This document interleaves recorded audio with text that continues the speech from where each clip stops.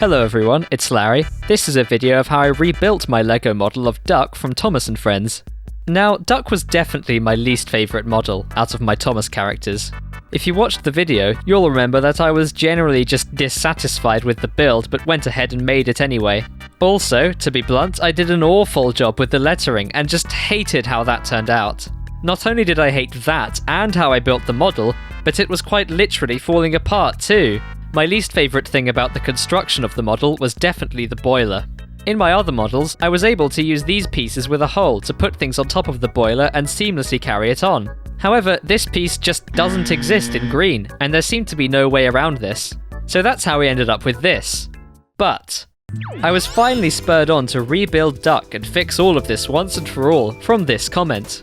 It took a while to figure out what it meant, but it referred to WeBrick, a site that sells Lego-compatible pieces, not sponsored, and on this site was the exact piece I needed that did not exist. Now generally, I use genuine Lego in my builds where I can, but it doesn't all have to be from the official brand. My narrow gauge track comes from Trix Bricks after all. And I mean, come on, it's literally impossible to get this officially. I had to go for it. Whilst this is not sponsored and not an endorsement, I will say that they did help me personally acquire these pieces even though they were out of stock. So they were very helpful, even if they kept trying to call me dear. However, contrary to what you might think, I couldn't just swap out the bricks and call it a day. I actually had to redesign the whole construction of it. I had to redesign how the whole boiler was attached, and keeping the full-size bricks under the boiler would have caused a clash. So I rebuilt it to be flat, and I redesigned what's atop the boiler to accommodate for being attached upside down. I also changed the front, using pizza pieces to make this part flat, and using a plate to support his face. The next big question was, how was I supposed to attach the sides on? On the original model, I had them attached onto the front, but with the boiler going all the way to the front, I would no longer have a point they could latch onto. I tried adding one on underneath, but it annoyed me so much that there were weird pieces sticking out underneath the tanks. So I ended up with a rather simple solution. I built the sides with a very long piece, and I just had it supported by the cab, held on with nothing else, which isn't ideal structurally, but honestly, this build is so small that these bricks alone can definitely support the weight of this construction. Something else you may have noticed I did is I made him longer. Someone pointed out how odd it is that my Toby model was as long as my Duck, and they were right. That is rather odd. Honestly, I guess I just didn't notice the fact that these two wheels are further apart than these two, so I lengthened the build to accommodate for this.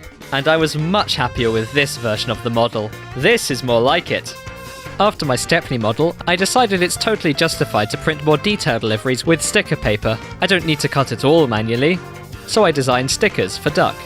Also, I wasn't totally happy with his face, so I tweaked it a little and printed that too. Then I ordered the extra pieces I would need.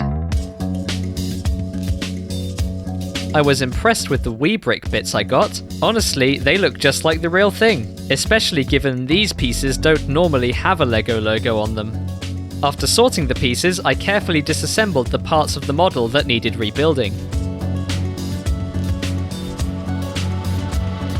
With great pleasure, I took off my awful sticker job, but carefully peeled back the black sides, as they were fine and I would be reusing them.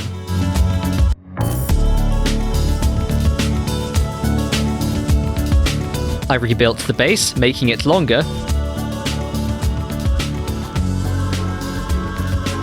I rebuilt the new sides, and finally, I could see the whole fully round boiler come together for real, like I'd always wanted.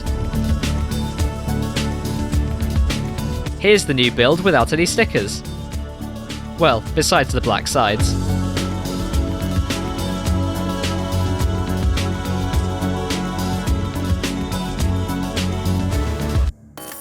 As you can imagine, this sticker job was far simpler to do.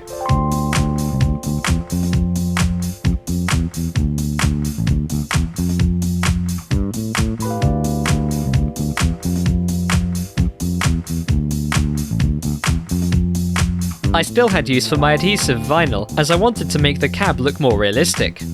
You might be thinking, what artistic decision made me choose not to do that the first time? I forgot. I filled the white outlines with a green pen, and then it was done. I don't have words to express how satisfying this is, and just how much happier I am with it now.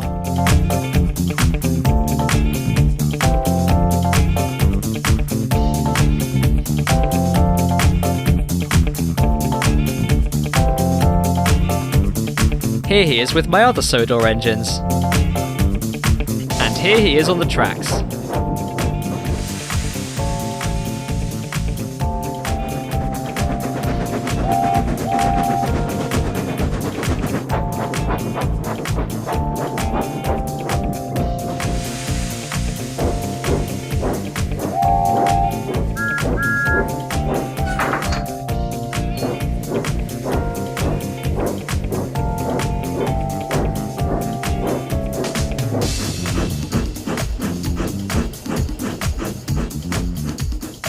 Now here's something I'd wanted to do for the Stepney video, but it was already long enough with the Bluebell Railway visit, so what better time to do this than now?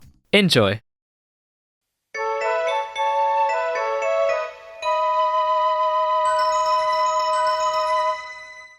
The heavy train's due out. You'll have to take it, Duck. Stepney, will you help please?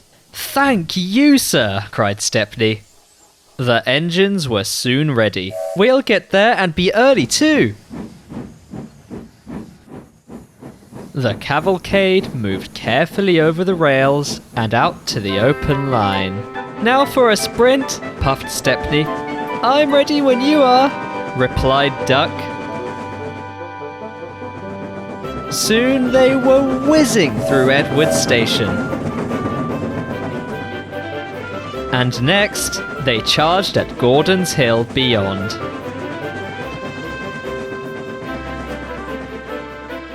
They felt the drag of the heavy trucks here. It was hard work. At last, they were running smoothly along the line towards the big station. Well, I hope you enjoyed this video. If you did, please like, comment, and subscribe for more. And check out my other builds if you're interested. I didn't make instructions for this one, as I think it's unfair to force people to buy unofficial bricks. Thanks for watching.